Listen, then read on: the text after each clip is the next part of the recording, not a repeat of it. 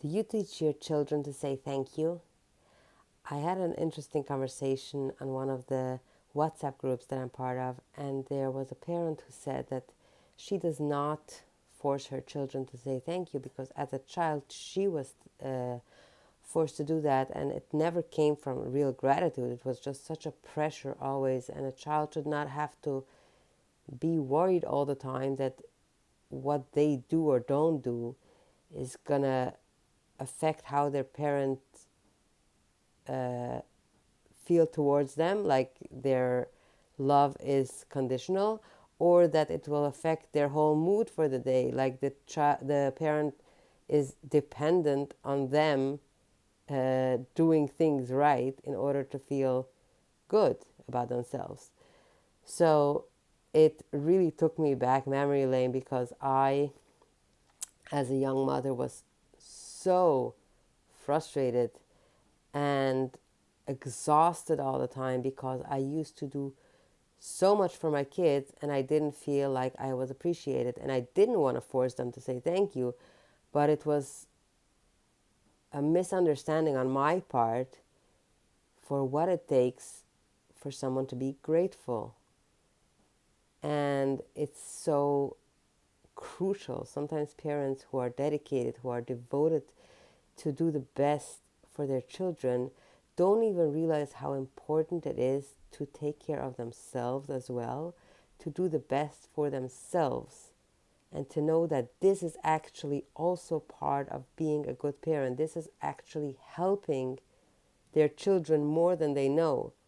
Meaning, if you are an exhausted parent who forgets to take care of your own needs, I'll talk for myself, okay? So I'm not going to say what you do, but for me, what happened was that I expected my kids to fill a hole that they are not responsible for, they are not capable of filling.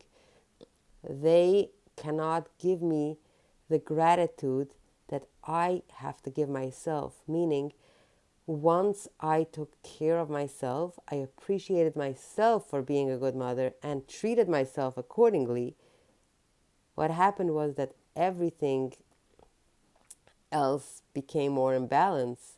When I was overgiving and neglecting my own needs and putting myself on the back burner, what happened was that I had this hole that I was waiting for somebody else to fill up. Like I am constantly going over the limits of giving, like nobody was doing that for me. But once I learned how to be kind to myself as well, everything changed in my relationships with my children, with my family, with my friends, with everyone around me, because people will treat you how you teach them to treat them. And you don't treat them by telling them how to treat them, but by showing them how you treat yourself.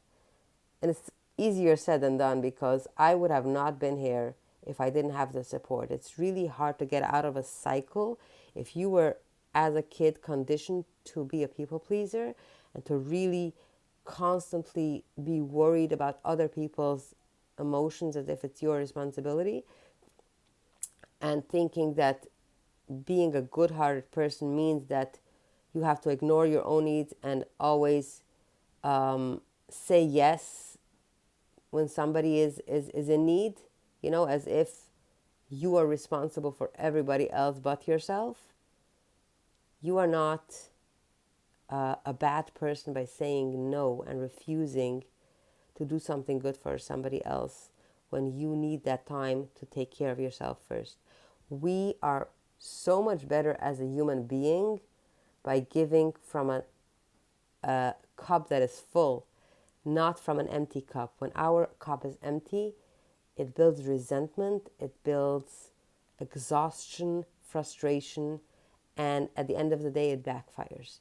So I would love to hear from you if you ever had this experience where self-care was actually